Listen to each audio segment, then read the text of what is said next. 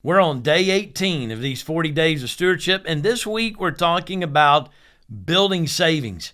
Yesterday, I challenged you to set some goals, make some dream accounts of some things that it would be really nice to have some cash on hand for. And we discovered in that 20% of us don't have any kind of savings account at all. So I actually found one of our penny jars in one of our closets and set it back there behind me today to remind us, man, you got to do something. You can't afford not to. I want to give you another verse out of the book of Proverbs that encourages us to build savings. It says, a slack hand causes poverty, but the hand of the diligent makes rich. He who gathers in summer is a prudent son, but he who sleeps in harvest is a son who brings shame. That's Proverbs 10, verses 4 and 5. So today I want to talk about where and how to get started.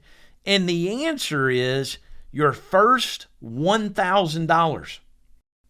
When I was a young pastor, I had a secretary who was a very wise woman named Betty Ralston.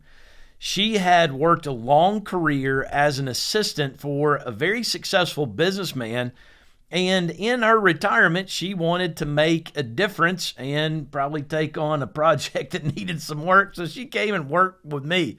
And Betty was less like a secretary and more like a mentor. She was just a godly, wise lady.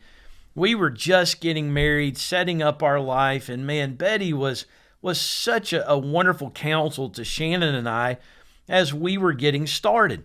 And Betty had worked with this businessman from the time his business was getting started until he was a multi-millionaire. And so when Betty talked about money, I listened. And one of the things that she said when we were about to get married is she said, Brian, you've got to set a goal to save your first $1,000.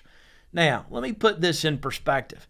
At the time she told me to do that, I was only making $1,000 a month.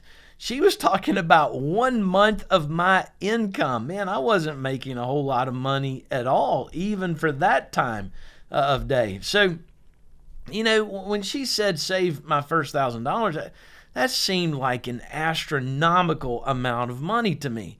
But she also said this. She said, Brian, that's going to be the hardest $1,000 that you save. It's going to take more time. You're going to have to work harder at it than you will at any other time of saving money. She said, but I'm telling you, once you save that first $1,000, you will be amazed at how quickly that savings account begins to grow. And you know what? She was right. Ultimately, what we're doing when we're saving our first $1,000 is we're working towards an emergency fund. That is cash on hand, not if something goes wrong, but we all know this. It's when something goes wrong. And we want to have some cash on hand to take care of those unforeseen expenses so that we're not borrowing money and putting ourselves behind on some of the goals that we're setting in stewardship.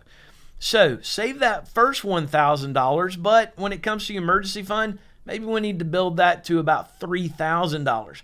And then some people suggest you need to either have 3 months or 6 months of income on hand. That's pretty wise counsel. And you know what? You're going to get there. But save that first $1,000.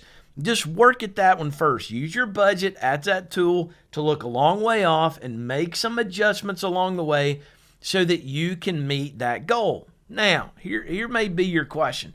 You may be saying, okay, Brian, so you've told me to pay off my smallest loan. Now you're telling me to go back. I've got to save $1,000. And you're also telling me I got to give my first 10%. Dude, I can't do all this. So what needs to kind of be the priority? This is what I would encourage you to do. If you can't pay off that smallest loan first and do the $1,000, and man, I'm talking about the and do $1,000. If you can put $20 back a month, at least you're working on it. If you feel like you can't do both of those, here would be my suggestion. it would be to pay off that smallest loan first, but do it as quickly as possible. And then take some of that snowball money that we talked about applying to the second loan and take a part of that, apply it to the second loan, but also do the both and of build that $1,000 of cash. And I would tell you to sacrifice, scratch, save, do whatever you got to do to get there, because listen, saving this first $1,000, you got to have it. I mean, it's dangerous not to have some cash on hand for those times of unforeseen expense. So the challenge today, let's take that budget back out. I'm telling you, look at it a whole lot, right? That's what we need to be doing.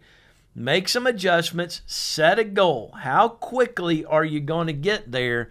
And let's save that first $1,000. If you've already got the first $1,000, maybe the next goal for you is the $3,000. If you say, hey, we're good with that, then set the goal for either 3 months or 6 months of expenses. Make those adjustments, crush those goals. You're going to be successful.